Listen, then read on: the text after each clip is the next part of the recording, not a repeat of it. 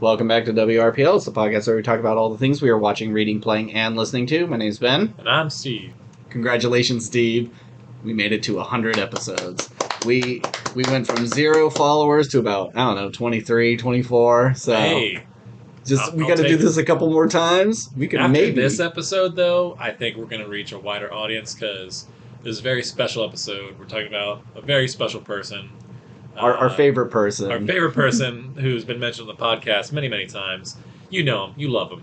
It's Mr. Chris Evans. Yes. And to celebrate our 100th episode, we are going to do a tier ranking list of all of his works. Well, I should say most of his work. Some of the things we have not seen, and we're not going to count any sort of television shows or cameos. Yeah, we're not talking commercials such as the Smart Pack car commercial you remember for the Super Bowl? Yeah. With John Krasinski and Rachel Dratch. Yeah. I know. Clearly an S-tier commercial, but not what we're looking for. We're not going to talk about the Nanny Diaries because he's just Harvard hottie in it. You know, his character doesn't even have a name. Well, let's save it. Okay. We're not going to talk about anything else either. We're just talking about Chris Evans. We'll talk about each movie a little bit. There is one movie we'll probably talk a little bit more about. We will be reviewing Pain Hustlers, Chris Evans, and Emily Blunt's newest movie. Yeah. So, do we roll for this? I mean, it's the 100th. It feels like we still... I think we have to. Okay, we'll roll. Hang on. Do you want to roll... There is a way to roll 100. Do you want to do that, or should we just roll the 20? You got a good point there. I think we should roll the 100. Let's see. You have a 100-sided die? So you roll this piece right here, which gives you intervals of 10, and then you roll a 10-sided die, like this one, and then you just put them together. And if you get two zeros, then that's the 100. That's awful. How about I pull up this digital one and manual is better than analog. You gotta roll these two things. They're digital. I don't know. It seems inauthentic. Fine, roll the computerized D100. D100. Okay, so roll so we could at least get the sound effect going. You got one right in front of you. I'm going to roll these. Oh, okay. And we'll see. Okay, so this is my roll for me. I rolled a 52. Not bad. That's a 68. Okay. But I want you to hit the digital button. See what I get. 12. That's... What'd I say I had? A 50... What? 52. I had a 52. Okay. And you had a 12. Wow. Well, I've rolled with advantage, so give me the 68. No, it's fine. I'm fine with it. And when it comes to, I have a plan for these numbers, we won't use these. Okay. Because there's just, it'd make a complete unfair advantage. I'm now 40 points ahead of you. That's gotcha. Nuts. All right, so we're going to be tier ranking Chris Evans. Let's start at the very beginning. His first big role. Not another teen movie. Well...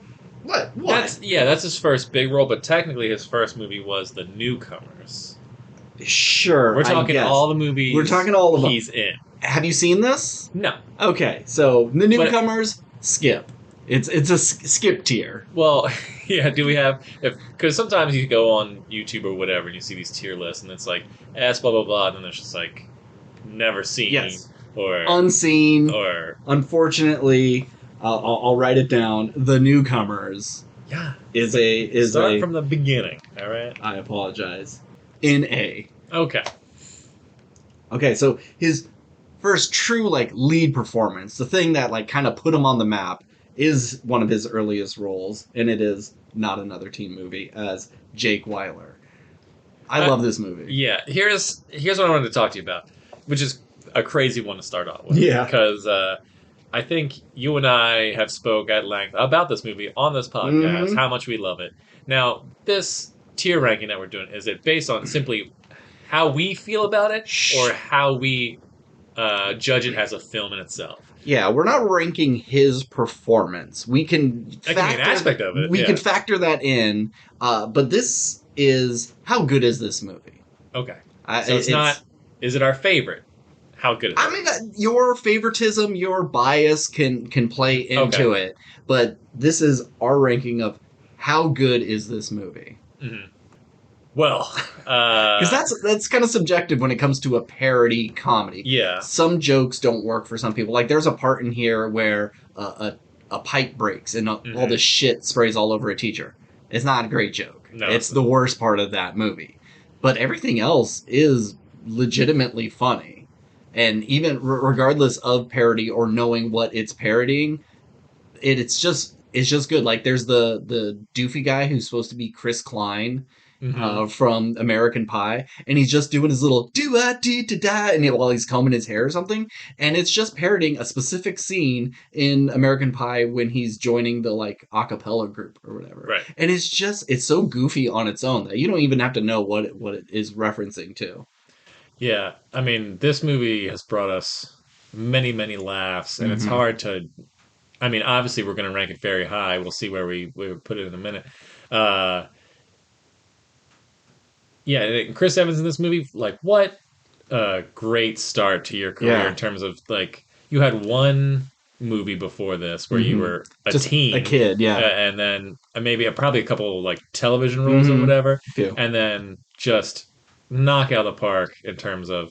And I don't remember the rest of this list other than let's say Scott Pilgrim. This is the only like true comedy movie I think Yeah. I that mean, he and Scott Pilgrim is something he's barely in, uh-huh. but obviously Chris Evans has been very funny in many of his roles in Marvel and stuff. Like he knows how to do comedy, but this Mm-hmm. is like a A comedy comedy. movie. Yeah, like you take The Losers, and it has funny moments. He's the most comedic person in that movie, but I wouldn't call that movie a comedy. Hmm. Yeah, he really only has two comedy roles. Yeah, and it kind of makes you. It kind of makes me want to see more of that. Yeah, Uh, because but I he. don't know if he could ever do a movie like this No, again. no, he's too high profile now, and I would like to see him do more comedy. Because and referring to other movies later, he is a little limited in his range. Sure. I think Okay. he's good, but he can't do everything. He's not a I don't know Joaquin Phoenix, who has a little more I don't know prestige when it comes to his acting roles. Uh, he is good at doing very specific things. So I would like to see him do more comedy because he Either is charming hunky guy or douchey hunky guy. yes. So yeah, I want to see him do more comedy, but I don't know in what capacity. Do I want to see him as a stand-up comedian? It's one of the things I like to do with most actors is just imagine could they be in a movie where they play a stand-up comedian, and would I like to see that? I don't know if he could play a stand-up comedian. Oh, you know what? He does have another comedy on here. It's something you haven't seen, and Okay. we'll Well, we'll we'll get get to to it. it. Yeah. All right. So So yeah, where do we rank this? this is so hard because the I want to put it in S, Uh huh. but But I don't know if the movie's as good to make it to the S.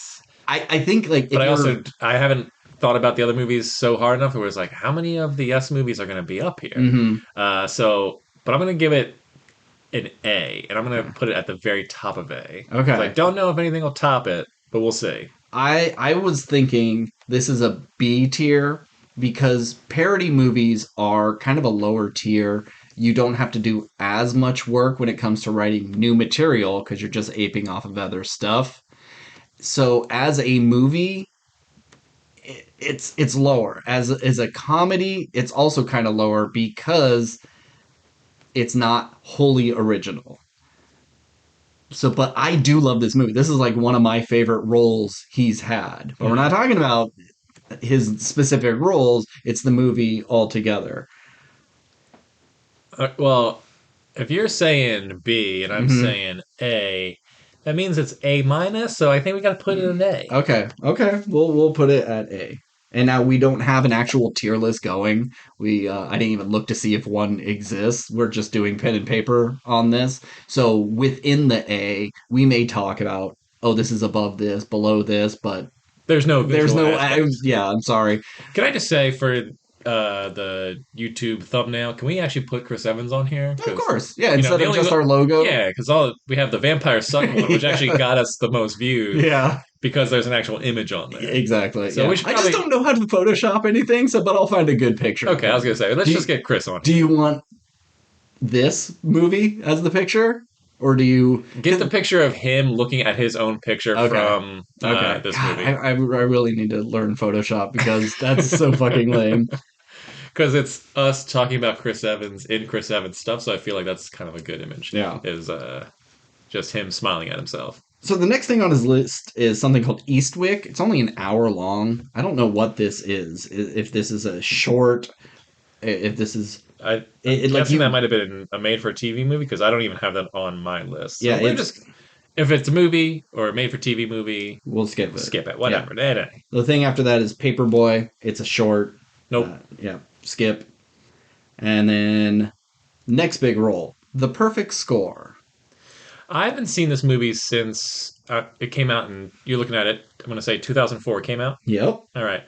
I haven't seen this movie since probably 2005. Yeah. I remember liking this movie. I think for a teen heist movie, it's not bad. Yeah, it's not bad, and it's got some obviously young talent who went on to do other things, and like his first role with Scarlett Johansson, which is, I don't know, like 8, 9, 10 movies. I think Chris Evans was the third lead in this movie because I think the other guy who like took the fall at the end, spoiler for The Perfect Score, I think he was the lead. He's the lead and he's the friend. Yeah. But like not even we're not looking at the IMDb of who's in it. Who is that other guy? Is it I think his last name's got Green in it. Is he the guy who or no? That's a different guy. Brian Greenberg. Brian Greenberg, yeah. Is it Brian Greenberg? That's his name, Brian Greenberg. Oh, God, I'm so fucking good. You challenge me, Ben, and I always come with it. Anyway, and I remember liking The Perfect Score, and it's a fun not concept of high school kids wanting to steal the SATs, and but I will say that I think a lot of people have forgotten about this movie. Yeah, and no one talks about it. So I would say C tier. I would say maybe even D.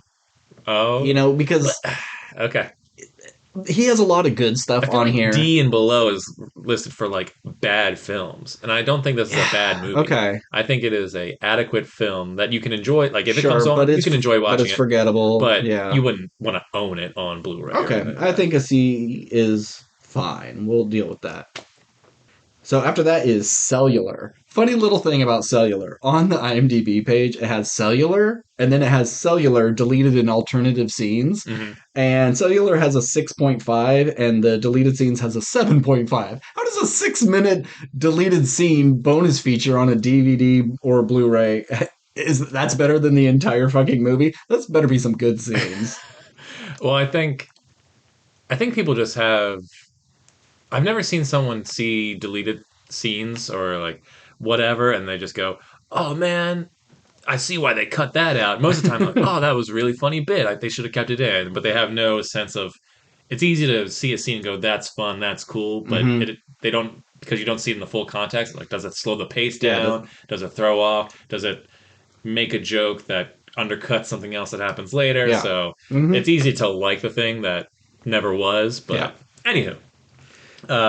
Cellular. I didn't see this until later in life. To me, when this came out, it was like stupid concept. I don't care. Yeah, it was like the era of like phone booth and stuff. It was just these kind of, I don't want to say high concept, but what the gimmick was, and I know what that movie is. I don't need to see it. But it's actually a pretty good movie. Yeah, this might be controversial. I fucking love Cellular. Cellular was a topic on How Did This Get Made podcast, and they ripped into it. They were like, "This movie sucks," and the whole time I'm listening, I mean, it's funny, and they're all valid points. Because is this movie good?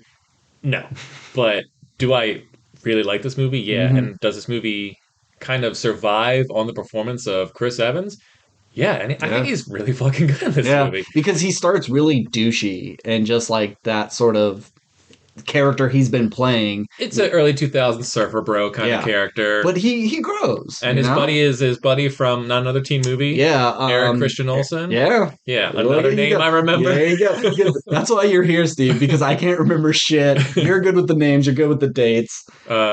And then Jason Statham, one of his like early American roles. Yeah, he's a LA detective, or a dirty cop Mm-hmm. working in the LA Police Department, but he still has a British accent. Yeah. And Kim Basinger is in this movie, but who fucking So you cares? say Basinger?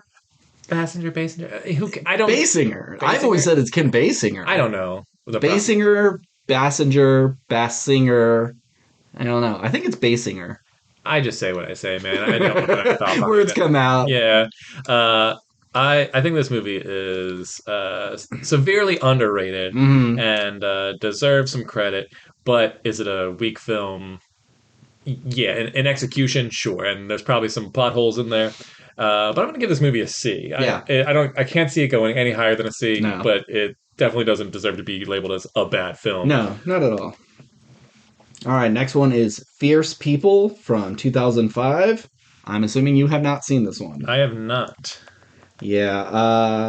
I feel like we should give descriptions of what these movies are, but who cares? No one's going to watch them. So, well, I mean, we could, especially for the ones that like we haven't seen. You know, there was a few I wanted to watch before this podcast, but we're doing this early. I couldn't watch. I was going to try to like knock two more out. This was going to be one of them. Can I ask you? Do you know how many Chris Evans movies you've seen? I don't know the number. Oh, okay. But this is a massage therapist looking to overcome her addictions and reconnect with her son, whose father is an anthropologist in South America studying the Yanomami people, moves in with a wealthy ex-client in New Jersey. Yeah, not all that interested in seeing that. It's Diane Lane, Donald Sutherland, Anton Yelchin, Kristen Stewart. So, you know, pretty good cast. Chris Evans plays Bryce. I don't know if that's the client, that's the son. I'm not 100% sure. But this is an NA for us, sorry. So now, Chris Evans gets his big break. Fantastic Four. And in 2005 with Johan Griffin, Jessica Alba, and Michael Chiklis. Hey, I remembered some names. And I said Johan. I pronounced it correct. But Fantastic Four, the start of superheroes, like X-Men was big, Spider-Man did big, so now studios were just, let's do whatever we can. We have our Daredevils and our Ghost Rider. Yeah, because X-Men was 2000, Fantastic Four was 2002? No. Damn. 4? 2005. Well, yeah, because Cellular and Perfect Score were 2004, so this would be, yeah. Duh, Steve. Damn it. Because Silver Surfer was 07? And we'll get to Silver Surfer. Right. So this, I think people are too hard on Fantastic Four. This is a perfectly fine movie. I haven't seen the original Roger Corman one that they made just so they can retain the rights. But you compare this to Fan Four Stick, it's not, like, there's no comparison. This is a fun little movie. I don't mind Fantastic Four. Yeah, Fantastic Four, I think you can't compare it to X-Men, but you can compare it to Spider-Man. There was this sort of era in the early 2000s of superhero movies where just kind of they were made comic booky and maybe a little bit campy, but they were made to be fun action films. Because all we this had one isn't terrible. No. Is it good? No. But is it terrible? No. Is it cast appropriately? 3/4 of them are. Yeah. And Jessica Alba isn't ideal for super smart scientist lady. Yeah. She's pretty bar dancer lady like Sin City. That's a perfect role for her. Scientist lady, not so much. But everybody else is cast perfectly in this. I even like the guy they got for Doctor Doom. They just didn't do Doctor Doom very well. Sure. And Chris Evans in this movie, I think, is in that peak. It's him and Ryan Reynolds as like the handsome, douchey bad boy types. Van Wilder was just a couple years before this, and it feels like it could have been either one of them. Sure. And so we've seen where these two guys go, and they have similar trajectories in terms of just hunky, funny leading men. But Chris Evans takes like dramatic acting roles, and Ryan Reynolds kind of stuck with this. Yeah. But to his to absolute great success. Benefit. I do not fault him for doing that. It's just a shtick I'm a little old of. So he's the best of this movie. He's a great Johnny Storm. Uh-huh. Just cocky asshole, gets the ladies. He's a beautiful man. Of course, this is perfect for him. We'll see if he returns in Secret Doing Wars. extreme sports when extreme sports was at its peak. Unfortunately, at this time, they only were able to reference like Superman. It seemed like was the only superhero thing. Oh, it's a comic book. It's silly. It's family friendly, and it makes sense for Fantastic Four. It doesn't need to be dark and gritty. It is comics first family, but they didn't know how to do anything but comic booky, like Ang Lee's Hulk or even Spider Man. At least X Men tried to do something different, or at least were true to its roots and with the social issues. So I think it gets slept on because some of the effects, like Reed's stretching, is a little silly, but the flames look good, the invisibility looks good, the Thing is a practical suit, he looks good, but Tim Story's not a great director, and this doesn't. None of the action is really all that great, but they're all really likable characters. But I don't know. I think this is a C as well. I agree. Yeah. All right, the one you have not seen, but I have. One I wanted to rewatch because I was very foggy on some of the details. London, 2005. He plays Sid, a man trying to reconnect with his ex during a party. There's a lot of just people in a bathroom having conversations. I remember not loving this the first time I saw it, but it was back in the day, and my brain hadn't fully developed yet in the appreciation of movies. So this may be a bit better. It's got a Jason Statham in this one as well. We got Jessica Biel and a couple others. Jessica Biel is back from he brought like the whole cast from Cellular. Apparently so. Yeah. Huh. Let's see who else is in this fucker. Did the director of this direct Cellular? I'll double check. The director is Hunter Richards. We got maybe it was a producer who brought him all back. Isla Fisher, Louis C.K., Dane Cook. You say Isla? Isla Fisher? Isn't that her name? It's Isla Fisher. Is it Isla Fisher? Yeah. Like Island? Yeah. That makes sense. Isla Fisher, Louis C.K., Dane Cook, Kat Dennings. Dane Cook, wow. Yeah, I know. There's some That's a people cast right there. Yeah, it's not bad. Let me check that director, Hunter Richards. No, he hasn't done jack shit. He did London, Awake, which is not the Awake I thought, and Free the Jessica Alba one. What? Awake? Yeah. Is that a Jessica Alba? I was thinking of the one with Hayden Christensen, and he's like getting surgery, and he's able to like leave his body and do like, I don't know, ghost stuff. Yeah, I think that's what Jessica Alba is. Jessica Alba in that? Wow. Well, not this one. Oh, okay. So it's hard for me to rank this one. Mm-hmm. I have to go off of what I felt back in the day. I'm gonna say this is our first D. Okay, great. All right, next in 2007 we got TMNT, his first voiceover role. Mm-hmm. Not a lot of these on his credit. He does have a pretty distinguished voice. Like you could point him out easily, but he is just Casey Jones, so he would be like 8th on the list. You got all the turtles and this is April. barely a Chris Evans movie. Yeah, he's in it enough, and you don't even see him. And you don't see him. But there is a world where I could see Chris Evans before he got like famous as Casey Jones cast in a movie. Especially with the dark hair from like Not Another Teen Movie. Yeah. And he's a little too huge now. Casey's a little more alive. But yeah, he could have totally done a live action of this back in the day. What do you think about this movie? I like this movie, except for the villain and the demons from another dimension that are statues. That's stupid. All that is really, really bad. Yeah. If you're doing interdimensional stuff, just do Krangs. Come on. It just makes sense. But I like the animation. I like all the turtles. I do like Splinter in this. It's that rooftop fight scene in the rain is amazing. I fucking love that scene. Yeah, I think this is a pretty good Turtles movie.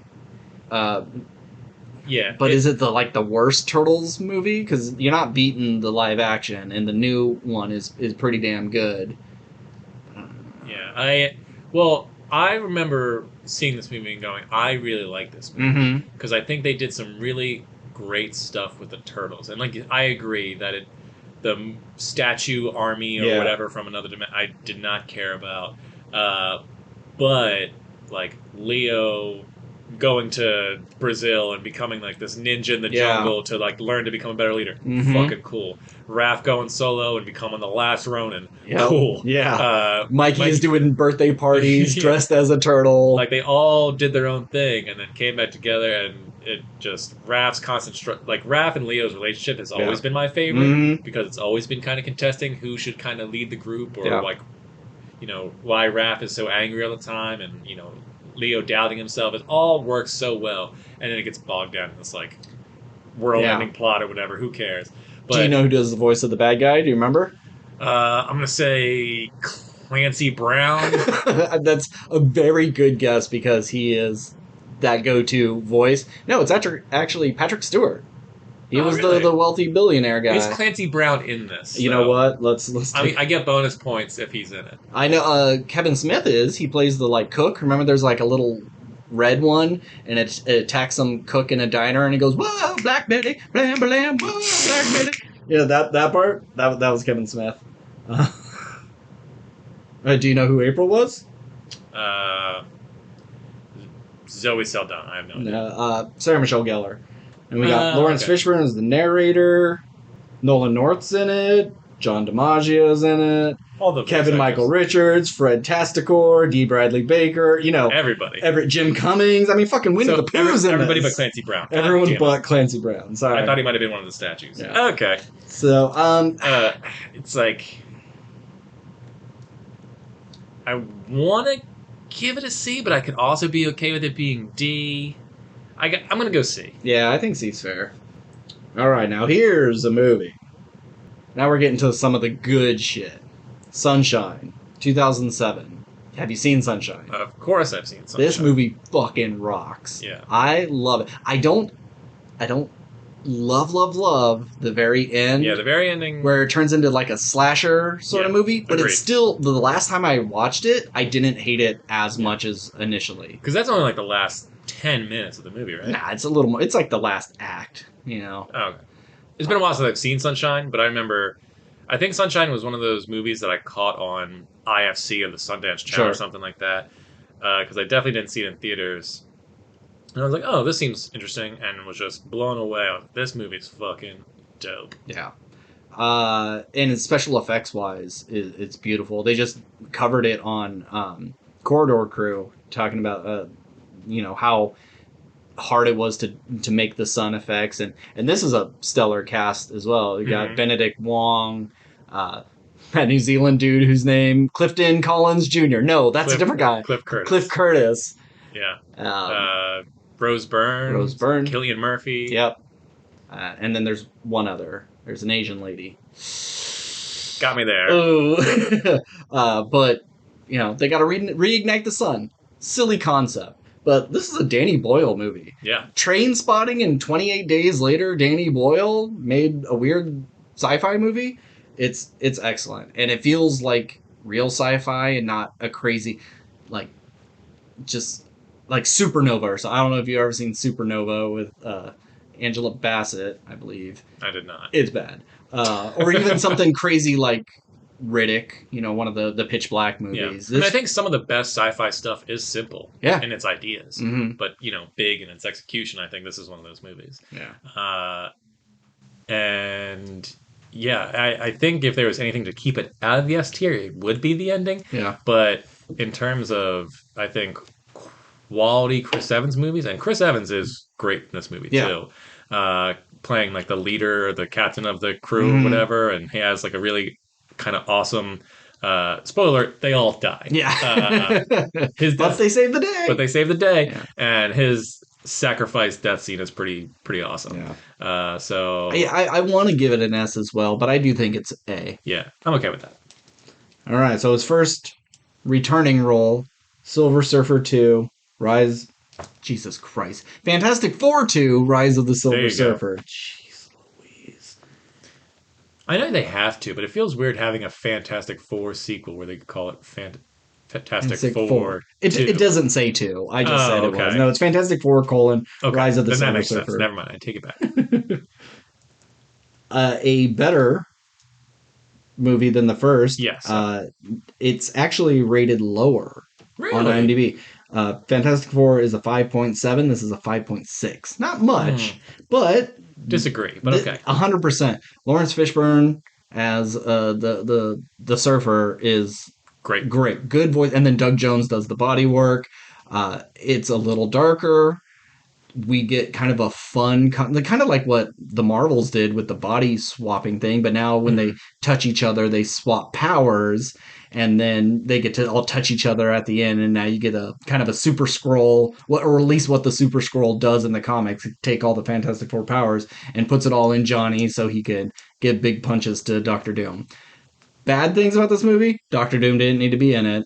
It's not great. He kind of turns into a Super Shredder or a Jason X sort of ultimate version of himself. And Galactus is a big fart cloud. Yeah. I think it makes sense, especially for this movie. It's a little more grounded for how cosmic it is anyways. Yeah. To have a big face guy with a big dumb helmet show up and like, I'm here to eat your planet, doesn't work as well as, say, what Marvel can do now with Galactus. So I think a big... Especially now that they've done Celestials, they've done plenty of space movies. Yeah. It all tracks, you know. So a big cloud that can devour your planet cosmically just kind of makes sense. And I'm okay with it. It's not the best representation of that character, but I'm okay with it. Mm-hmm. I'm just going to write Fantastic Four 2. I'm not writing all that down. The only problem with this movie is I don't think it is better than Fantastic Four. Yeah. But I can't say it's a B. It's not a B movie. It's higher on the C list. Yeah. Yeah. For sure. So that 5.6 and 5.7, sure, just flip them. Yeah, exactly. Next on his list is The Nanny Diaries. He plays Harvard hottie. This I have listed under as a cameo. So, yeah, we're just going to put this in the not seen area. Well, I'm not going to even write it down because it is a cameo.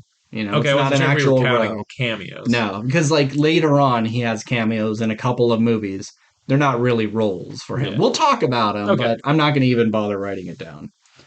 So after that is Battle for Terra, a movie I've seen once. I've never seen it, so this is your ranking. It's pretty much like, S. What if there was an alien invasion, but the aliens were human? Bum, bum, bum. It's ugly. It's not interesting. I would watch it again to give it another shot. But no, this is our first F. And it's not his fault. Yeah. You know? Not his fault. It's a voiceover. Yeah. All right, now one that I haven't seen, but you have. Street Kings in 2008. Yeah, so Street Kings is essentially Training Day, but not as good. Keanu Reeves is the lead of this movie, and Chris Evans plays his young partner, and Keanu Reeves has been working the street for a long time. Here he goes again, guys. Keanu Reeves is the Denzel character in terms of he knows the streets and he's worked with these gangs and he's not going to take this crap anymore. Now, he's not necessarily dirty. Okay. If I remember correctly, he wants to bring down the real dirty cops in the precinct, and Chris Evans wants to help him do that. And I'm pretty sure, spoiler for Street Kings, I think Chris Evans dies in this movie, like trying to, get the bad guys, but ends up getting betrayed or whatever by the cops. Anywho, this movie was, from what I remember, pretty mediocre. It was your very run-of-the-mill sort of cop story that you've seen a bunch of times. Nothing too exciting about it other than, seeing Keanu kind of playing a bad guy, because we always kind of see him we're so used to seeing him as the speed character, or whatever his name was in that movie. Johnny Speed. Is it really Johnny No. Speed? Okay. I would believe it. Or Point Blank, he's the... Point Break. Jesus Christ. Point Blank is a movie, too. This is a pretty good cast, though. Forrest Whitaker, Hugh Laurie, Cedric the Entertainer, Jay Moore, Terry Crews. Yeah, I mean, it's not lacking in talent, but just very run-of-the-mill. I'm pretty sure if you ask someone if they've seen Street Kings, they'd be like, huh? What? It's one of those long-forgotten movies. Yeah. I just remember I did I'm pretty sure it was a double feature of this and Harsh Times, which is a Christian Bale movie, Okay. which was Christian Bale, I think, playing possibly a Hispanic person, because I think or maybe he was just a white guy who was buddies with Michael Pena, because I think he was in that movie, Okay. and I can't. Oh yeah, but he does kind of have like an accent, right? I think he does put on and an he's got accent. that little mustache and beard. Yeah, he's from the I streets. remember that. And See, I was the only person in that movie. Yeah. I think of like Four Brothers or that, was it like a Richard Gere or an Edward Norton movie about Brooklyn? Brooklyn's Finest. Yeah, I just think of those movies that they come out and no one sees it, no one remembers it, and it's like it's one of those, exactly. Okay. So what are you giving it? I'm going to give it a D. D. All right, go down there with London Street Kings. I wouldn't say I remember leaving them going and like that sucked, but it's definitely not worth anyone's time. Okay. All right. Next one, 2008 as well. Loss of a Teardrop Diamond. What's it about, Ben? A rebellious socialite defies social conventions for a once-in-a-lifetime shot at true love, only to see her hopes shattered after a priceless diamond vanishes into thin air. Adapted from a long-lost Tennessee Williams screenplay. So, Ben. This is Bryce Dallas Howard. Mammy Gummer? I think that's... What's her face's daughter? The one in red on there. Cut that. Robin Wright. No. She was in Doubt. Oh, Meryl Streep. Meryl Streep. Isn't that Meryl Streep has kids? Yeah, weren't they in a movie together where she was like a young rock star? Yeah. Is that the same? I think you're right. Huh. Yeah, get ready for Ricky. Wait, Ricky and the Flash. That's what it's called. I was like, there's no way that's the title. You just read the poster, you dumbass. That's funny. Yeah, Loss of a Teardrop Diamond. We never saw this. Never saw it. It's going at the bottom of the list. Sorry. NA. Honestly, we can make an argument that anything we haven't seen belongs in the F tier. Sure. Because if it was any good, we would have saw it. Yeah, probably. Yeah. I mean, it does have a 5.8 on IMDb. All right, let's get to a real one here. Okay. A real, we've mentioned it before. I'd say our love of Chris Evans is like a handful of movies. We talk about Not Another Teen Movie. Mm-hmm. This is the other one. Okay. There's more, but this is the other big one. And this is Push. Yeah. Not the story about Sapphire or whatever. Not Precious. Based on the novel Push by Sapphire. This is just Push, starring Chris Evans.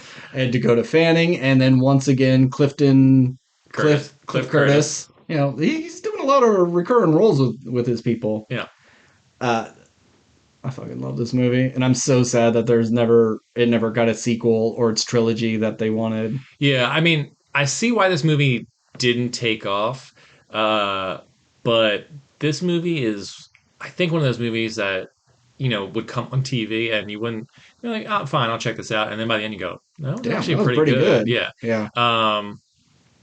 I don't think there's like necessarily a standout performance in this. I think Chris Evans is good as your lead. Yeah. But I think it's just a fun take of superheroes at a time when you were only kind of getting the same sort of stuff. Yeah, it's 2009, so it's after Iron Man. It's after Dark Knight. It's after Thor, maybe? Mm-hmm. No, Thor is 2011. Yeah. So... Oh yeah, but I mean, we've had X-Men, we've had Fantastic Four, we've had Spider-Man. Especially this is just getting into when Batman Begins and there's the turning into like dark, brooding superhero stuff. It wasn't. But this is kind of like the seedy underground of superheroes, but there's only 8 powers. Yeah, very limited. There's not one person who's cosmic god or anything. It's like, oh, what are you, a screamy guy? No, I'm a touching and make you think it's something else guy. Oh, okay. Or a push guy. Yeah. Well, actually, no. I always think the push is Chris Evans. He doesn't push, even though he has telekinetic powers. Yeah. And he pushes people away through the whole thing. It's the woman, his love interest. She pushes thoughts into your brain. That's what the push is. And I always fucked it up because even the poster is him with his hands up, pushing away. So, but this is an A for me.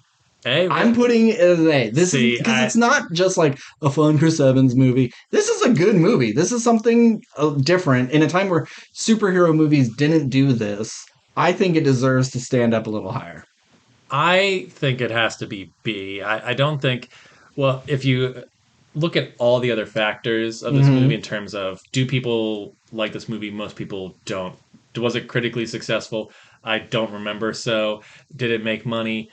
Not much. Do people remember this movie? No. It's No. just it's got too much going against it for me to put it into an A category.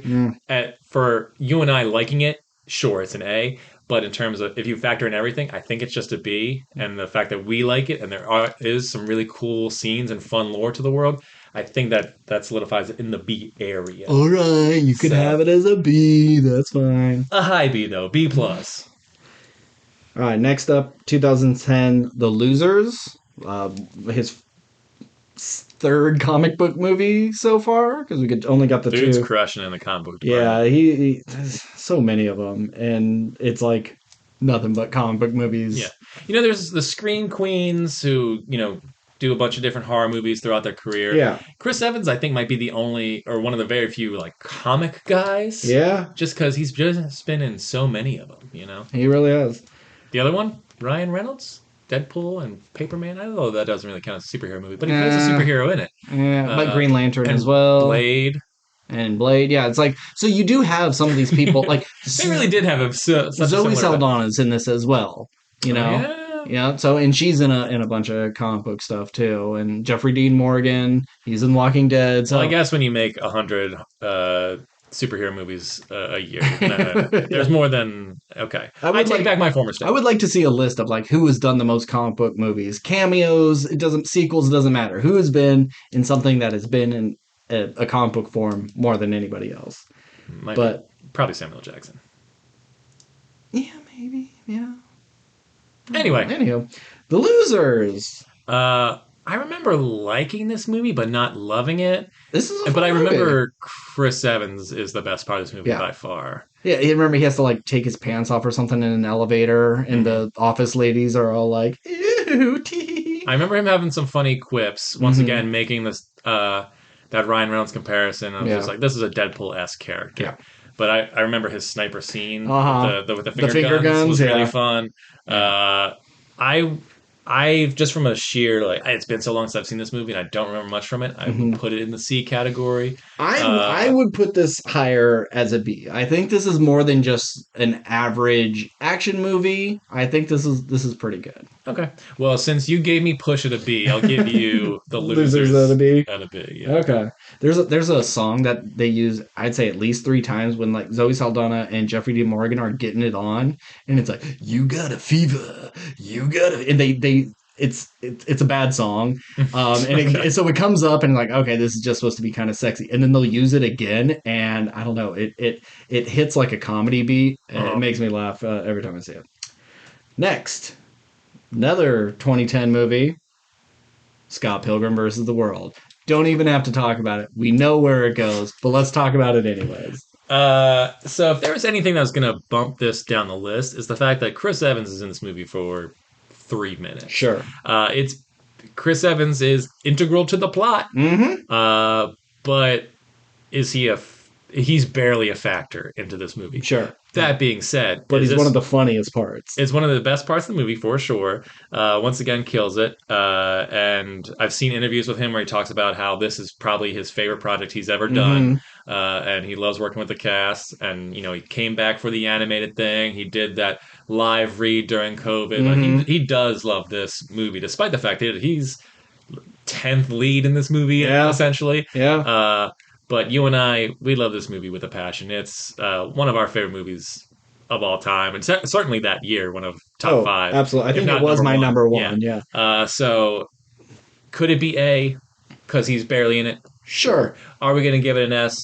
Absolutely. Sheer bias, and I'm not going to argue with you. Yeah. So put it at S. Chris Evans got his first S on the list.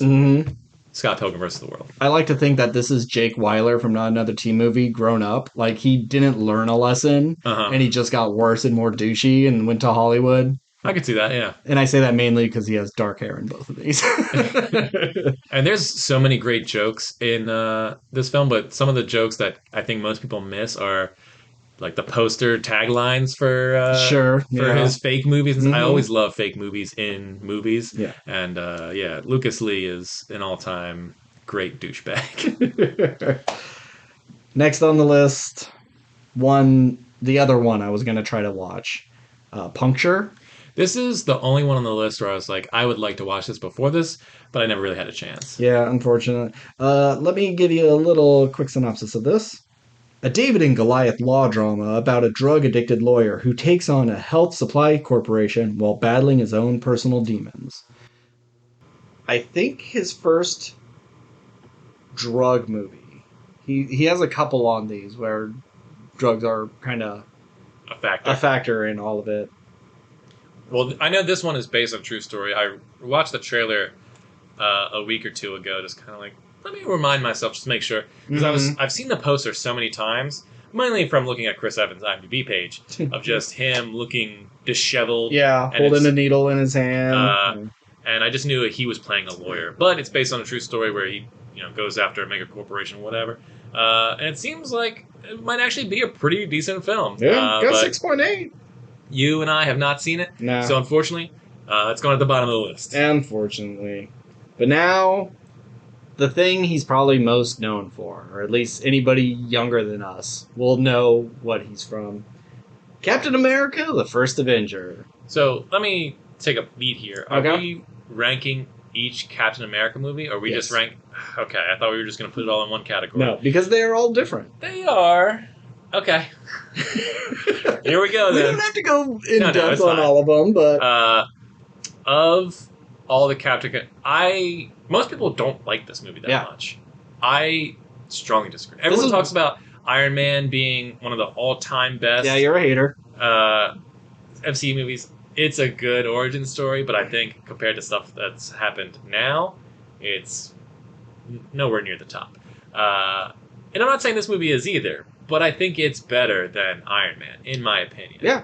And I think Chris Evans is fantastic in this movie, but I'll give this movie a B. I think it's fair to go B on this one because this role, he really comes into it in later movies. And this is the role where he's really consistent with this character. There's no time he's Captain America and he's bad. Yeah. He's always really good at this. It's just some of these movies are better than others. The small effects where he's, his skinny, tiny self look great. Look great. His never-ending optimism is fantastic. Like, he's how Superman should have always been in prior movies. We'll get it in 2025. Yeah. And I think Chris Evans, like, after this movie came out, I was like, yeah, Chris Evans is a fucking star. Yeah. And a star is just on a shield, baby. Let's go. Yeah, and of all the Marvel movies, besides Guardians, he's the only, superhero that has a good trilogy. Everybody else, they have one or two bad ones. Agreed. Every single Captain America movie is good. Correct. All right, next. Same year. A little bit of a step back for him. But hey, that's what you do when you're an actor. You do the big sci-fi alien movie, and then you do the Western.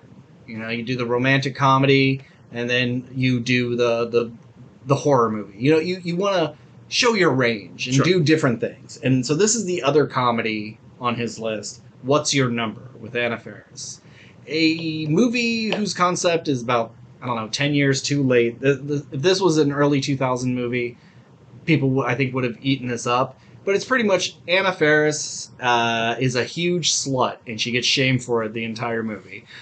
She gets with her sister and girlfriends, and someone's getting married, and they're all talking about how many people they've slept with in the past.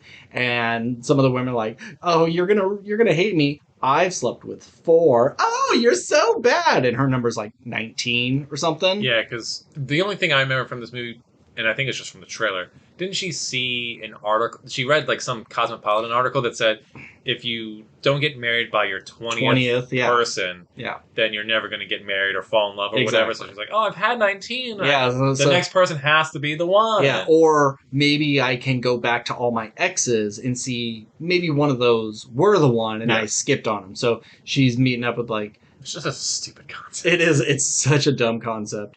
What's his fucking name? Zachary Quinto. Is he one of them? He is one of them. Oh, okay. From what I think. Andy Samberg. Andy Samberg is like a ventriloquist, I believe. I think he's the ventriloquist one. But all of her like previous lovers are like gay or terrible or just uber dorks who never grew up. And so she's in this conundrum. And then of course like sexy new neighbor moves in right across the hall. It's Chris Evans. He's a big slut and he embraces it though. You know, he's trying to like ghost some chick and he's hiding out in her place. And so he's trying to help her like embrace the sluttiness and it's okay to have sex with people. And then wouldn't you guess it? They fell in love. And then her 20th becomes the one. It's not a good movie. It was better than I have heard. Red Letter Media did a review on it and they were just going in on it, and it's very funny. So that's where I thought I would be, and I did laugh. There are some legitimately funny parts. Mm-hmm. There's good comedians in this, but it's such a dumb fucking concept that you can't like this movie. But I don't think it deserves an F. I'm going to give it a D. A D? Okay. I have not seen this movie, so I will defer to your expertise. All right. Now, one of his highest rated movies on IMDb, The Avengers. So the culmination of all the first few Marvel movies have come together. Everybody thought, like, 7 different superheroes in one movie? This is never going to work. And they proved them wrong, because this movie's fucking great. This is one of the best MCU movies. Mm-hmm. I'm going to put this as an S. This is a great movie. I would say I would have put it at A, and only because I think there's one movie, and you know what movie it is, that I would put above it in terms of Captain America films. Well, I'll go 2. But I'm sure we'll kind of disagree on that later. Anyway, but I'm not going to fight you on it. I'm okay with this being an S. It is a defining moment in the MCU. It's a great film. It's a ton of fun, and was really impressive at the time. I'd say the only thing that would knock it down, worst Captain America outfit. His costume is the ugliest of all of them, unfortunately. Oh, best one? Well, what's your favorite one? Probably Winter Soldier. Just because, there's no red in it. It's just the blue and white. It's really, really simple. And I've never seen anyone as big as he is when he is in that movie. Yeah. I do like his World War I, though. Or World War II sure. one. Yeah, that one's pretty sweet. Yeah, that's great. It's just not practical. But I kept with the coat on. And, even in the trailer. I'm not even saying with the coat. But just without the... I don't know, just its design and it's old timey but still tactical. Sure, it still has all the look. I don't know. I think it's a fun suit. But now that you bring it up, Winter Soldier. I think any of them past Avengers are great. Yeah, he hasn't had a bad one since. Where some of the Iron Man ones are a little iffy. Thor stays relatively the same. Captain America kills it each time. Okay, so the next one, 2012, The Iceman. I actually watched this last night. This was one that I did get to watch. Okay. It's a story... I thought you said you saw it before. No. Oh, okay. No. Let me get his name here. Michael Shannon. Well, yes, I know it's Michael Shannon. But his name is Richard the Iceman Kuklinski. He is a mob enforcer. He was just like a dubber of pornos. He just overdubbed pornos. They don't get too into it, but I guess the people who own the porn theater is the mob, and it's Ray Liotta and David Schwimmer, who for the first 2 times they showed place in Boston or New York. It's in Jersey. Jersey, okay. Yeah, and of course it's a mob movie, so Ray Liotta's got to be in it. Sure, of course. But David Schwimmer, he has this really stupid mustache in it, and I didn't even recognize him at first. But anywho, Ray Liotta pretty much says, "You look cold as ice. I bet you'll kill people and not even care." And he's like, "Yep." because he is kind of a psychopath. We learn later that he would like tie dogs to trains, and then when the trains take off, the dogs just get dragged behind it. Like he was a fucked up kid. His brother was fucked up and in jail. His parents beat the ever loving shit out of him, and they don't mention it in the movie, but in the trivia said they beat his older brother so hard he died, and so he's just a fucked up dude. He slits a guy's throat for like disrespecting him at a pool match, but he falls for Winona Ryder and that's all he cares about is his wife and his two daughters and killing people. He loves killing people. So he is a good dad and husband. He's just a nut, or is he? Apparently, in real life, he beat the shit out of his wife all the time. He wasn't a Oh, very wait, good sorry. dad. This is a true story. It's a true story. Oh, Yes. okay. But in the movie, he does legitimately love his family. Well, you got to give him some reason to root for him. Yeah. I mean, he does have moments where he seems a little reserved, and she's just like, "Hey, baby, what's wrong? I love you," and he's just like, "Don't fucking touch me!" And so the Chris Evans in this movie, he's known as Mr. Freezy. He's got like a scraggly beard and long hair and glasses. He looks like a hippy dippy dude. He drives an ice cream truck. And so there's Iceman and Mr. Freezy. Yeah. Okay. Nobody ever calls him Mr. Freezy. He's just credited as Mr. Freezy. Got it. And he would kill people. He's also a contract killer for anybody. And then he would store their bodies in his ice cream truck, dump them in strange locations to kind of confuse the time of death. And so when Michael Shannon has to lay low because people are after Ray Liotta, he gets antsy. He wants to start killing people again. He teams up with Chris Evans and they do their own thing, and he's killing people in different special ways. It takes place like in the 60s, 70s, and 80s, the span of his life. So it's like a buddy road murder movie? No, I mean, they're not on the road. They're just like, they're in Jersey, and they'll take a job from anybody, but they gotta keep it quiet because he's supposed to be working for Ray Liotta, and people are after Ray Liotta, so... but eventually, like all true stories that are worth being made into a movie, you're going to have the rise and you're going to have the fall. And he eventually gets caught by the cops and goes to prison. And he claimed he was one of the few people. He actually killed Jimmy Hoffa. But they said they put him in a trunk, and then that trunk was crushed, and then the crushed car was sold to Japan for scrap metal. So, you're never going to find Jimmy Hoffa's body because it's been destroyed. This movie's not bad. It's pretty okay. I gave it a C in my general rankings.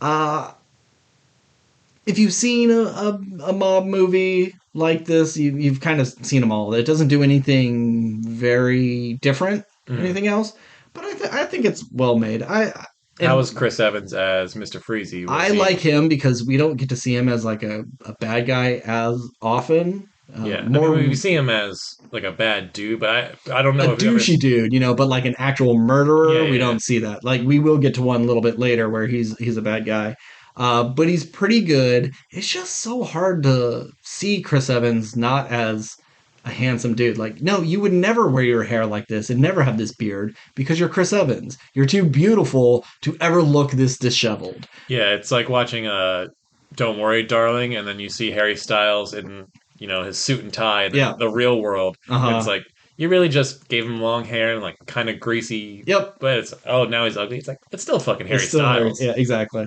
So I'm going to just give this movie a C. I think it's perfectly fine movie, but I do like Chris Evans' performance in it. All right. Now, I think this one may divide us a little bit. But 2013, Snowpiercer. I know you love this movie. Yeah, this is easily an S tier for me. Yeah? So this is a B tier for me. That is absurd. This is Bong Joon-ho at his fine. It's a high concept sci-fi movie. Not necessarily high concept, but it's a genre movie. Yeah. It's science fiction. It's post-apocalyptic world where all of the human race just survives on this train, and how you have this whole entire world built into just individual train cars, and the rise of the people in the back to take over the front and not be oppressed anymore. It's not only awesome action flick. It's a great drama. Chris Evans puts in a fantastic performance. The I Eat Baby scene is fucking so good. And it's badass. It's fun. It's cool. It's great all the way through. I fucking love this movie. So many memorable scenes. I don't see how you can put this. If you want to argue that's an A, I can make that argument. But I would go a up to an B is A, absurd. but this is a movie that I watched and went, wow, that's really cool. Like, what's the big secret? What's the big twist when you get to the front? And by the end, I was like, okay, yeah, that was fine. And I've never gone back to it. That's absurd. Yeah. I'll fight for an A, but I'm not going to give it an S. You're a horrible person. Hey, we've each given each other one. Now we actually have to fight about these. Well, so, but just seems like you're not really arguing anything that would. You're just just for me it was just fine. It's just but fine. I gave you a list of reasons to why Yeah. it is an S, and it's like, well, it just didn't work for me. Yeah. Okay, fine. You can have your goddamn S. Yes, All right. I'll let you have. I don't know. Uh, Captain America, his cameo in Thor. Well, Dark speaking of, World. Thor the Dark World is next. Fine then, it's an S. No, this doesn't count. This is a cameo. I wouldn't rate this. This is Chris Evans pretending to be Loki, pretending to be Captain America. And I think you do see it. You do see that it's not just your normal Captain America. It's Loki playing Captain America. And I think he does a good job, but this is a 3-second cameo. Yeah. Does not count. Does not count. So next is Captain America, the Winter Soldier. The best Captain America 100%. The best Marvel movie. 100%. I mean, argument for Guardians. You could absolutely argue. I think this, Guardians, maybe the first Avengers, and Endgame, Infinity War. Those 5 you could put in the same category, and I'd be fine with it. Yeah. But in my opinion, hands down, not only the best solo movie, the best MCU movie is Captain America: Winter Soldier. Absolutely. So goddamn good. And I wish I could give it an S plus just for seeing the knife flip. You know, the knife flip is so fucking cool. The knife flip's cool. The elevator scene. Does anyone else want to get out? Oh, badass. Yeah. Although I do hate him just jumping out the thing and landing on the shield. I hate that. I don't care for that. But it's. Yeah, if he hits something and then the floor, that's fine. But it's a big budget action film. It's a spy film. It's Captain America at its best. It's, MCU kind of at a dark point, but also super bright and optimistic because you just love to root for Chris Evans and Captain America. He's a man out of time and he's struggling with, how do I fit into this world where I've been frozen for 60 years or 70 years, whatever it is. But my best friend who I thought was dead has returned. It's just good across the board. And Black Widow and him are teaming up and they're a good pairing. You had her in Iron Man 2 where she was introduced and she was fine in that movie. I don't really remember much about her role in that. But her and Chris Evans, who have had such chemistry from the perfect score that has led to them always being teamed up in these movies, it's just their dynamic is great. Yep. It's a good platonic friendship that never turns any sort of way. It's just so good. Yeah, I could see them hooking up. But I think he's too much of a nice person to be like, well, it will ruin our working relationship. And she would be like, whatever, dude. We'll bang if you want, and I'll go back to my job. She'd be totally fine with it. And he would just be like, I gotta be professional, ma'am. Yeah, I agree. And the kick, when he kicks the guy off the ship, and then when Bucky knocks that guy into a plane, amazing. It's absolutely amazing. They kill people in this movie. It's great. So next one. I think we're doing back-to-backs. We haven't seen it.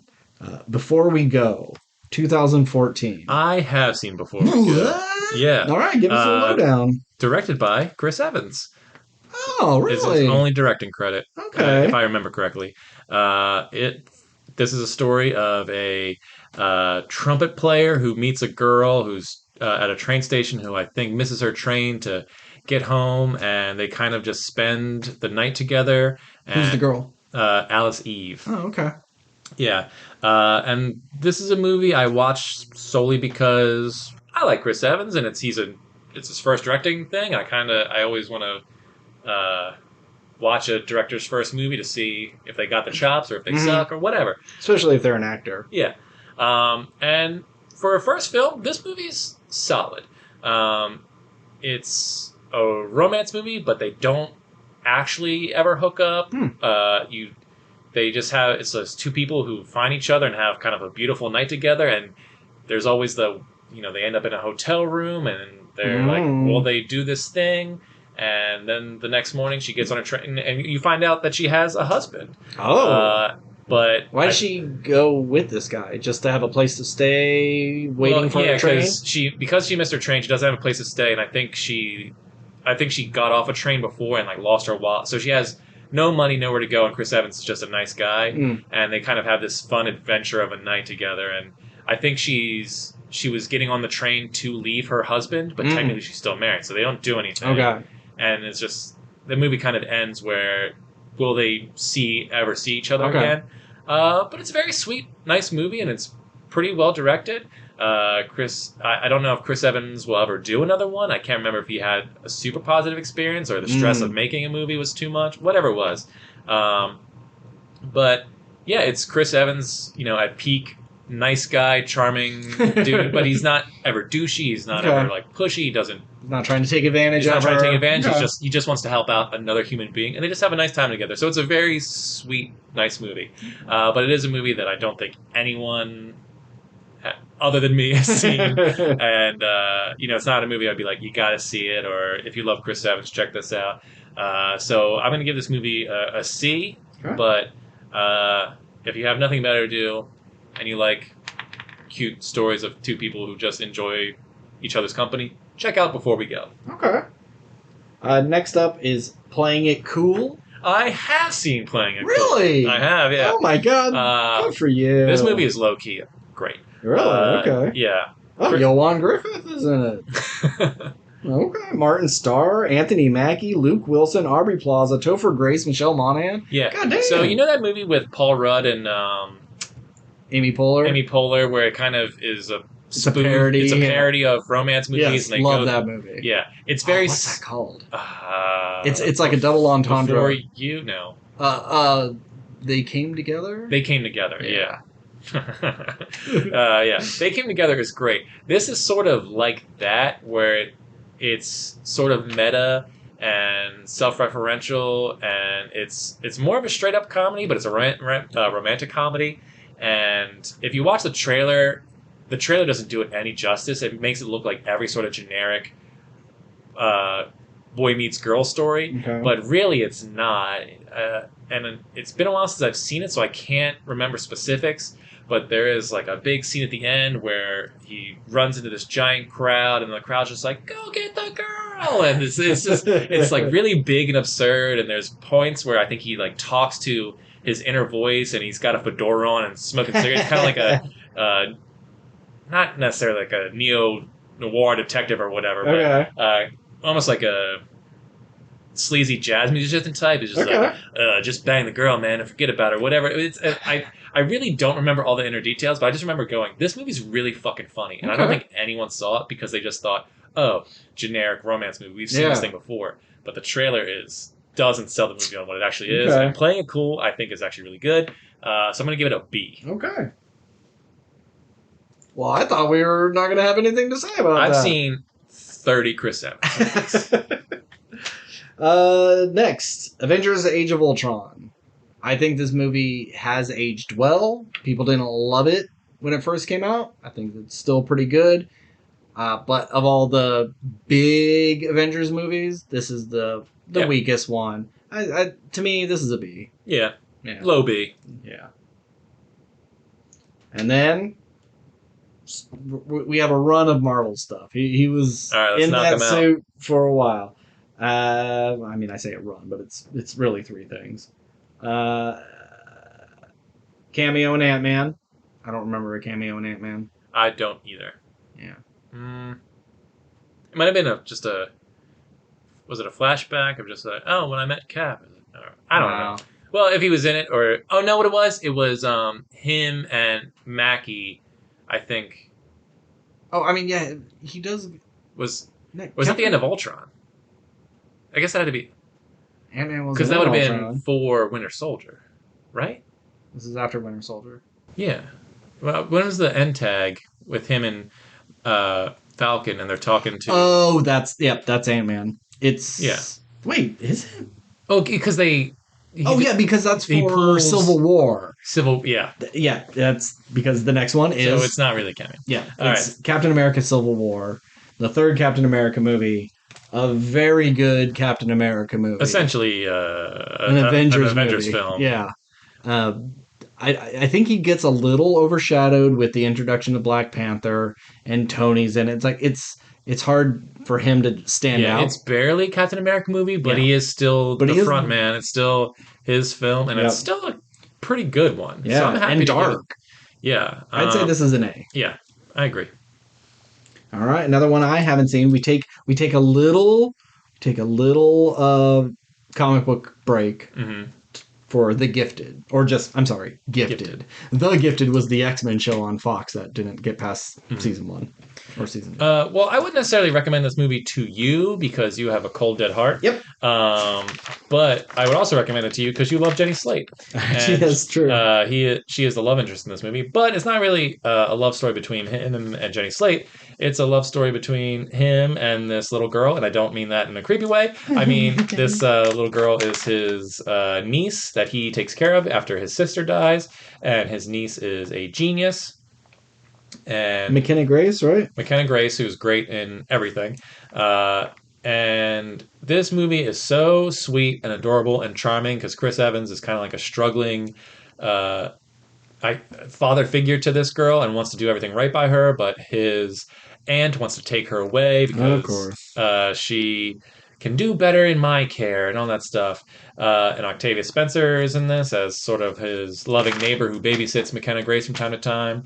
And this movie made me cry. I think it's just adorable and sweet, and it's I think like an hour and 40 minutes. It's super short, nice and tight, well acted across the board, and it's low key great. Once again, it's one of those movies not many people have seen because it's not Chris Evans in a superhero suit kicking ass. It's just him, acting. But I remember this. Like, if someone said, "Have you seen Gifted?" I remember this movie just because I was like, "Oh, it's Chris Evans and Jenny Slate. That's cute." And then later they were dating for a bit, and I went, "Oh, that's bizarre."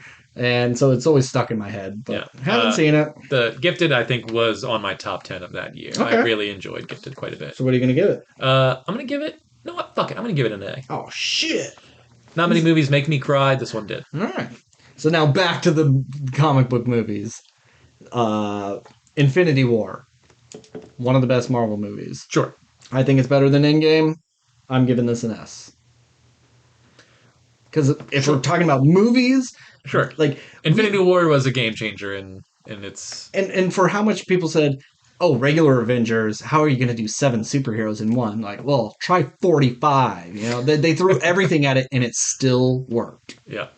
And then we had a cameo in Captain Marvel. I don't remember this cameo. Might have just been a teaser for Endgame or something for Endgame? Yeah. Huh. Well, Endgame is next, and I think Endgame is very good. But it's no Infinity War. Yes, it has a giant battle at the end, and we're done with Thanos and everything, but it's a little messier than Infinity War. I mean, I'm fine acknowledging that Endgame is less than Infinity War, but I don't think you should separate them in terms of their ranking, because I think they're two halves of a whole. Okay. You can't I was willing to give this an A, but you want to give this an S? I think wherever you put one, you have to put the other. So I would put them both at A because, but I'm happy with them at S because I recognize their significance. All right, and then we get to the Red Sea Diving Resort. See this one, Steve? This one I did not. I never even heard of this until I was looking at his list. Yeah, I mean, it popped up on Netflix for quite a bit. I was like, oh, Chris Evans? And then I watched the trailer and I went, pass. This is Israel's Mossad agents attempt to rescue Ethiopian Jewish refugees in Sudan in 1971. This is not a movie for me. I don't care about war. I don't care about people not from America. No, it's just this isn't my bag. So this is an NA. We still only have the one F, right? We only have the one F. Good, Yes, good. yes. That may change, but not for this. Okay. This next one was my favorite of the year 2019. Knives Out. Oh, okay. Knives Out's an S tier movie, wouldn't you say? Or is it an A? That's a good question. I feel bad to rank Knives Out lower than a bunch of Marvel bullshit, you know? Yeah, I mean that's one of those things where it's the reason why comedies don't get nominated at the Oscars. It's like they can be the funniest thing and make a ton of money and be everyone's favorite movie of the year, but because it's not a drama, it's not Yeah. recognized. So, I mean, not to compare Marvel to whatever, but yeah, it's like in terms of mystery films And and whodunits. whodunits, it's clearly one of the better ones because there's not too many good modern day mystery movies. We're getting the Inspector Poirot things and whatever. So I guess I mean I'm fine with an S tier. It's just I remember liking that movie a lot and going, this movie's pretty great. But I wouldn't say it's ever my favorite movie Really? of anything. Was it even on your top 10 of that year? I'm sure it was on my top 10 of that year. Do you want an A? I would put it an A, but I'm fine with it at best. I'm not gonna argue with you. Nah, you twist my arm. I think once again, Chris Evans is probably the best part in this movie. Yeah. And Anna de Armas is pretty great in it. Actually, everyone's really, great in it. Yeah. I mean, Ryan Michael Johnson, Shannon again. Michael Shannon. Yeah. But yeah, Chris Evans does work with the same people. That's Yeah. right. Weird how acting works. Yeah. Fuck, I put it in S. Okay. I'm fine with it. All right. I have no real arguments as to why. For me, it just feels like an A. Yeah. But I can't argue it. Now, then he did Defending Jacob. Skip it. Didn't watch show. It. We show. don't care about TV on this podcast. And then there's two which I don't think we should count. Next is Free Guy, where he's just playing himself for a literal 2 seconds. And I've never seen Free Guy, so I couldn't even... I saw Free Guy. I enjoyed Free Guy. And his bit was fine. Right. It was a solid joke. Don't Look Up. I love Don't Look Up. I know you didn't love it as much as I did. I liked it, though. But he's not even credited. His character is Devin Peters, and he's uncredited. Yeah, he's playing an actor, I think. Oh, yeah. His movie's releasing the day that the comet is supposed to hit. Yeah. Is something ridiculous like that. Yeah. We're not should have just had him play himself. Yeah. No, whatever. Why not? So, yeah, we're not counting that one. We're not counting that one. Okay. His next voiceover. So this is his third voiceover. Lightyear. I put Buzz Lightyear. It's just Lightyear. This movie sucks. I think I know where you're going to put this. I don't think it's an F. I think there's a solid effort behind it, and he's pretty good. Yeah. When they casted this, I'm like, that's a terrible casting. But I think he does a good job. I like him as Buzz. But this is a D. I don't like the movie around it. Yeah. D? D. Yeah, that's fine. All right. So we're getting towards the end, and with Lightyear and the next two, he had some stinkers on his belt. He's had some pretty good runs on here, but the next one is The Gray Man, another one of his villain roles where he is like, scene chewing, shoot you in the face villain. Once again, I think he's the best part of this movie. Yes. He's great. And there's, once again, another great knife flip in this movie, which is awesome. Pretty awesome fight scene at the end.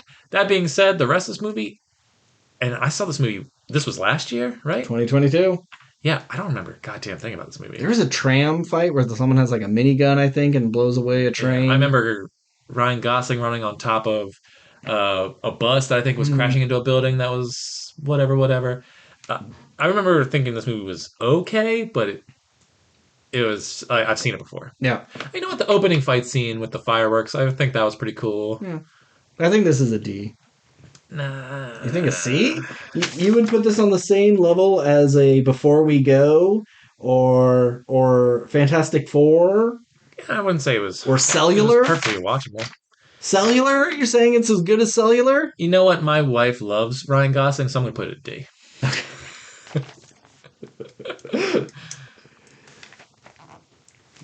All right. And then his third stinker in a row, Ghosted. See, but I remember talking about this movie, and you like this movie. No, I didn't like this movie. I think for what it is, like, I enjoyed myself for moments, with like Anthony Mackie and Sebastian Stan showing up it has its parts, but in retrospect, this movie sucks. Yeah, this is a bad movie. Yeah, I mean, you and I both said we love Chris Evans, we love Anna de Armas, and we want the best for them. We like them together. They've done multiple movies together now. This movie wasn't it. This movie is bad, and it survives barely by the cameos and by their two performances, but everything else is hot doo-doo garbage, which pains me to say. So this, I am going to give a D. Oh, I was going to give this an F. Oh, I'm fine with that as well. I think we need more Fs on this tier list, especially since one of them is just a voiceover for a terrible cartoon. Yeah, what else do we have in D? For D is Lightyear, Knives Out, What's Your Number, Street Kings. We didn't put Knives Out in D. Oh, did I say Knives Out? I'm sorry. Lightyear, Gray Man, What's Your Number, Street Kings, London, and that's all the Ds. Yeah, I can see it being below all those. Fine. Yeah. F it it's is. an F. It's an F. So now we've come to our very last movie, Pain Hustlers. Movie that we both recently watched. I watched it last night. I think I watched it on Thanksgiving. Like the Iceman, a true-to-life story, if it's going to be adapted into a movie, you're doing it for a specific reason. There's a fun story to tell, and usually these stories always have kind of the same ups and downs. That has been shown to us with Walk Hard beautifully. All these movies kind of follow the same trajectory. You have down on their luck person somehow gets into some industry that they don't know anything about, but with skills that they have learned elsewhere is able to bring a little fresh perspective, and then is able to turn this industry around, and then they rise to new heights, all for it to come crashing down at the end. This is a Wolf of Wall Street, like baby's first Wolf of Wall Street. Yeah, I was going to make the same comparison.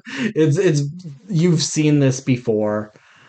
Chris Evans is a douchey marketing guy for a drug to help cancer patients that's so much more effective than the competitor who's just killing them in the market, but it's also has fentanyl in it and is extremely addictive and starts killing people.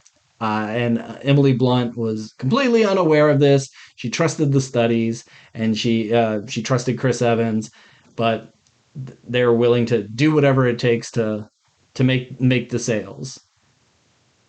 Did you like this movie?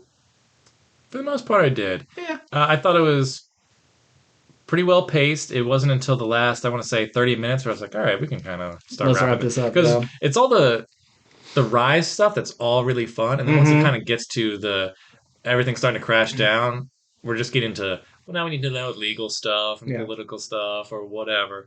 That just kind of like, or the boss is going a little insane and everyone's taking deals. It's like, I don't want to see these guys kind of get away with it. And unlike other movies where people do, everyone kind of gets their comeuppance. So that was nice to see. That being said, it is baby's first Wolf of Wall Street. There's cursing and drug use, and it's got all the people using sex to make sales. Yeah, they're in strip clubs where there is some brief nudity, but it just feels tame in comparison to Wolf of Wall Street. So it's got those vibes, which I think makes it fun. But because you've seen it done as good as it can be, which isn't fair to be, I'm going up against a Scorsese film with Leonardo DiCaprio and shit, Oscar winning. It's tough. That being said, I was never bored in this movie. I had a good time. By the way, I don't know how I never paid much attention to Emily Blunt, but she is gorgeous in this movie. Yeah, and especially in Quiet Place, ever since like Edge of Tomorrow. Where's she come from? She's stunning. And Chris Evans is stunning too. Yeah. But that's why we have a whole podcast. I forget she's British at times. Yeah. Like, I think my roommate was making fun of her accent, saying like it hits her ear weird. I don't know. I totally forgot. It's like she's just that good. Yeah. She's one of our great actresses, I think I was going to say, is she the female Chris Evans, or is Chris Evans the male Emily Blunt? No, she doesn't put in bad movies either. Yeah, but I think she has more range. Like, she could do a period piece. Oh, Chris sure. Evans can. You know? Well, I mean, unless the period piece is set in Boston. Because that's true. I can't see Chris Evans really doing an accent. Chris Evans, you don't go further than like the 60s for Chris Evans. You could go back to the 1700s with Emily Blunt. And maybe that's because she's British, but she has more range. Oh, she's a better actor for sure. Yeah, I wouldn't say they're the equivalent. It's just I'm trying to think of bad Emily Blunt movies, and there really isn't too much bad in the Chris Evans canon. That's why we like it. I would think Scarlett Johansson is the female Chris Evans. It's just she's extremely good looking, is pretty versatile, but like isn't the greatest actor. You know, like picture Scarlett Johansson doing accents. I'm reminded both of Scarlett like Johansson and Emily Blunt have been nominated for Oscars. Oh no, I get that. But you know that SNL sketch where Scarlett Johansson's like, "Look at that one, look at this one. You could have this one, and you'll be a rich person, or you'll look like a millionaire." Or something. I don't know what the sketch is, but I've just seen like it kind of has come up on social media again. Anyway, and this conversation doesn't matter because it's like, why do you got to compare? Yeah, whatever. No, that's true. They can just be great in their own field, in their own ways. Anyway, Chris Evans in a wig is the female Chris Evans. So, is there anything else I really want to say about this movie? Have we said anything about this movie? Yeah, it's... I'm curious as to the true story in terms of, was this woman actually... Because for the most part, she has a kid with... AVM. She's a loving mom. She cares about her family, even though her one sister's kind of mean to her. Yep. But she's been a mooch, you know? Yeah, she's been a mooch, but she's mooching because she's just been struggling to, make her dreams come true. And, she is a character you do root for because she didn't know about the things, but I wonder, did she know in real life? Yeah. And this or did she sell the rights so she gets... well, we need a character to root for because we can't root for Chris Evans and the, big bad evil guys who were selling this drug and knew all the bad stuff. And there's also a lot of movies about the opioid crisis right now. There's a ton of them. And so this is just another one. Yeah, this makes the opioid crisis fun. Except for when you lose your teeth and die. Yeah. But that's the other thing. We don't really get to see much of the drug being used in this movie, or how it really... I mean, you get it at the end, kind of how it affects... Yeah. Or how it affected the world, and you only really get the one guy's story, the guy with the mouth cancer or whatever it was. And I didn't know you could, have drug lollipops. Yeah. That was new to me. Anywho, I kind of maybe would have been interested in seeing... the dark side of fentanyl, but I think that would also kind of kill the vibe of the movie if you're trying to do a fun, flashy, look how exciting it is to have money and live this lifestyle all by selling drugs to the poor man. Because there's that family where the dad had the broken arm in the motel they were staying at. They got the quilt from them. And she comes and returns the quilt, and the dad has died. Did we see that her suggesting, hey... take this drug. It will help you. We keep getting glimpses of him, and it always seems like she saw him at the clinics, but never acknowledged him. Or because she was there, because she was in the clinic at one point. And I think she looked down the hallway and saw him. Oh, that was him. Yeah. Oh. And then there was a part where she drove up to the clinic where it was a zombie horde who were like, "Do you have the stuff?" Yeah. And he was in that group. I don't know if he saw her. It was always just he was the angel symbol of just he was always in the background, but I could never tell if she saw him or knew he was there. And then when she showed up to return the quilt, was she returning because she knew he died? I thought it was she was returning it just as I'm doing okay for myself. We don't need this anymore. Or maybe it could have been an apology. I think it became one because it seemed like when she opened the door and the little girl was crying, she didn't realize. She knew immediately. Yeah. Oh, he's dead. But it could have been. He had surgery and he died from a blood clot or something. I guess I would have put that together if I would have realized that's who that was. Yeah. That's him. It's like he showed up. The movie doesn't do a good job of really because he's just a generic white dude, so he didn't stand out at all. But also, he had, I think, one line in the movie, and then you're just supposed to remember, oh, that's the guy with the broken arm. Where if you just saw him in the cast, every time he was on screen, you'd be like, that's the guy. That's what you do. You give him like the funny haircut, or he has a mole on his forehead. So when you see, oh, that's the guy with the mole, I know who that is. When it's just a white dude, that's so boring. So where are we going to rank this one?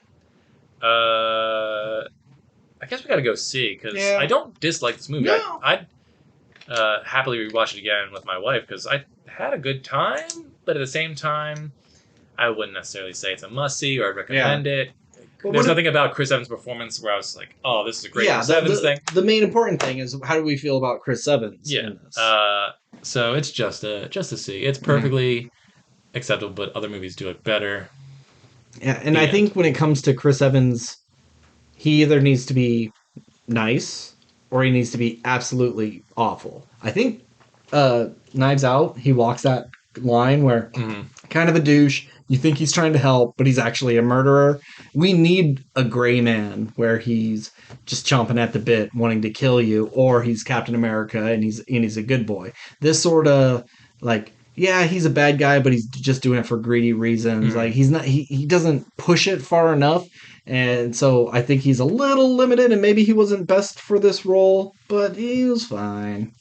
I was talking to my wife tonight about what we're going to talk about in the podcast and say, oh, we're talking about Chris Evans and all this stuff and, why you and I like him and everything. And, she came up with he's like the boy next door. And, we always hear the term the girl next door, but we don't really hear about the boy next door. I feel like that's a term reserved for like TV actors. It's Adrian Brody in the OC or... not Adrian Brody. Not, Adam Brody, sorry. I was like, Adrian Brody was in the OC? Adam Brody in the OC. Sure. Or Chad Michael Murray in Everwood. So I never saw it. One of the guys from Seventh Heaven. Yeah, one of the... He's like the nerdy type, but approachable hot. Where, I feel like Chris Evans is the poor man's Brad Pitt in terms of, you see Brad Pitt, you can't fucking walk up to Brad Pitt. That guy's a Greek god come to life. But Chris Evans, like, that's a hot guy you could see in a bar in Boston or whatever. Yeah. Like, I'm going to go talk to that guy. He seems like a cool dude. Yeah. So I feel like boy next door is a good term for Chris Evans. Yeah, that works.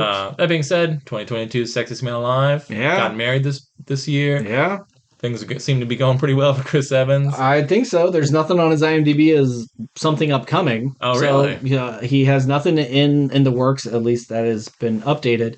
So maybe he's just, taking a break. Taking a break. He's a newly married man. Yeah. He did a decade plus of Marvel movies on top of, 25 years in the... Yeah. And it's not just, I have to do a bunch of Marvel movies. He has to maintain that body. That's impossible for a normal human being. That's tough to do. Well, anything else? We've come to the end of is there anything we want to say else about Chris Evans, his work, his life, what we'd like to see him do, what we don't want to see him do? I'm okay if he never does Captain America again. That character is done. I would like to see a horror. We didn't see any horror on this. We saw some sci-fi. You could argue Sunshine at the end is a horror film. Yeah, you could argue that. But like no, not a traditional horror film. Yeah.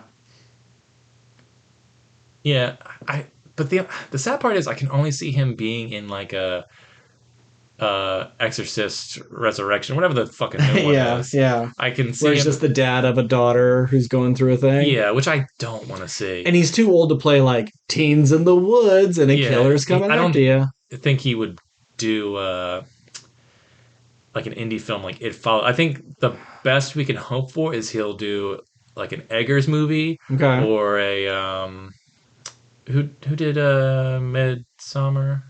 Is that Eggers? No. That's Witch in Midsummer. It's the guy who did Hereditary and The Lighthouse.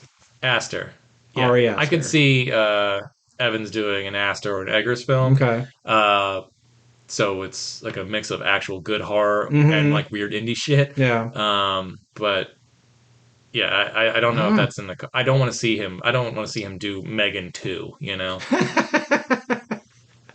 Ooh. Ooh. What do maybe you want to see him in then? something like Hereditary. That's what I'm saying. Yeah, I mean, if it wasn't a horror thing, is there something else? Oh, if it wasn't a horror thing, I mean, what would really, he definitely can play a villain. He can play the good boy. Maybe Uh, he needs to do like a body transformation thing. Because if you imagine him in a Western, he's too buff to be in a Western. People didn't have that body type at all. You couldn't maintain it. People to maintain that body type, you need modern exercise, modern diets, mhm, and it wouldn't work. So if he did something like Christian Bale did with The Machinist and lost a lot of weight and did some I'm a scummy panhandler and mhm. I'm taking people's gold, something crazy where he'd truly have to transform himself because he's just like I'm a handsome man in the West. Like, Yeah, okay, here we go again. yeah. I think the only downside to Chris Evans currently is he's just too big of a star. Yeah. So to see him do the things I want to see him do, I think it would just feel weird because it's like, oh well, that's Chris Evans. Mm. Because not that he can't like disappear into his roles, but like I would like to see him in a Please Don't Destroy style like comedy Oh, film, okay. or even like Will Ferrell. Put him with Will Ferrell in a Blades of Glory kind of thing. Just Okay. something silly and dumb Hmm. that just makes me laugh. I like to see him do like go and try a real traditional comedy. Okay. It's not a romantic comedy. It's not Mm-hmm. an action comedy. It's just a comedy with Chris Evans. And I'm not Mm-hmm. even saying he has to be the lead. He can be second lead. If you want to put him with Danny McBride or Seth, just give him somebody he can really work with. And I think Mm-hmm. I've seen interviews with him where comedy kind of scares him. So I think he's reluctant to do that, even though I think he is good at Yeah. comedy. Uh, I'd like to see that. But Well, I just don't know if he's so big you could buy him in it, you mm. know? Well, let's get someone like since he's already worked with Edgar Wright and Scott Pilgrim, whatever Edgar Wright's funny little thing is next, Sure. write, But write something for Chris Edgar Wright Evans. mostly does action comedies, True, which true. he spent all this time doing, Yeah. essentially. So, Okay. I mean, I'd see anything Edgar Wright does, and I'm sure it'd be great, but it's kind of still in his wheelhouse. Yeah. I want to see him Yeah. go out of that wheelhouse. Yeah, get out of that wheelhouse, Chris. He says from his basement while Chris Evans is in his. Beautiful wife. Gotta cut that. Nope. All right. Well, congratulations, Steve. Once again, we've reached 100. What's next week? Next week at 101, we're doing a Scarlett Johansson podcast where we rank all of the Marvel Oh, movies that's even again. like more movies I haven't No, seen. no, no. Next week. Uh, I didn't prepare for this again. Yeah, yeah. Because this week was bullshit. Like, I don't care about Napoleon. I don't care about Wish. I want to see Saltburn, I want but to see Saltburn too, and I mean, I do want to see Napoleon, and but I probably don't have time to see Napoleon. the Nick Cage one, the Dream one, Oh, Dream Scenario. yeah, I still haven't seen the trailer for that. Yeah, don't. If you're gonna see it, just go in blind because it looks great. My internet might not be working. Weird. The only problem with Saltburn, it's either going to be a movie that we can talk about endlessly, Yeah, or it's going to be one of those movies like, yep, yeah. Didn't talk about that. that's a thing. Oh, Godzilla minus one. That's next week. The Shift. Oh, yeah, no. No, that's not. No, what's the date? Oh, so it'd be December 1st, right? Uh, yes. Silent Night, that John Woo movie. Ooh, That'd be fun. okay, okay. Okay. Nice, speaking my language. Cool. Cool. All Yeah, I right. can't So get it to we'll figure out something for next week. If you want to get in contact with us, we are at WRPLpodcast@gmail.com. We're on Instagram, Twitter, and TikTok. Tell us where we were wrong on our Chris Evans rankings. I'm sure there's some Battle for Terra fans out there that's like, you just don't understand. It's a modern classic. Yeah, maybe you're one of the Marvel fanboys who are just like, you put some of those Marvel movies too low or too high. We put them all very high. Yeah, we did. Yeah, so. They should have all been SS tier. Yeah. Or if you're Chris Evans, then you're listening to this because you just like hearing people talk about you. Yeah. Hit us up, man. We'll hang out. Yeah. We'll have you on the podcast. We'll talk to you about whatever you want to talk about. You got a movie to promote? You don't want to talk about movies? You just want to talk about I don't know, baseball cards? We'll talk about baseball cards. I'll study. Yeah. If you come on, you give us the topic, you come on, whatever it is, I'll do my homework. Yeah. Or if you're listening to this and you just want to send this to Chris Evans, and maybe he'll give us a shout out. That's cool too. But anyway, Chris Evans, big fans. Keep doing what you're doing. This is all out of love. Even your bad movies are still better than most people's good movies. Yeah. And you're the shit. So thanks for being America's ass. As always, I'm Ben. And I'm Steve. And keep consuming.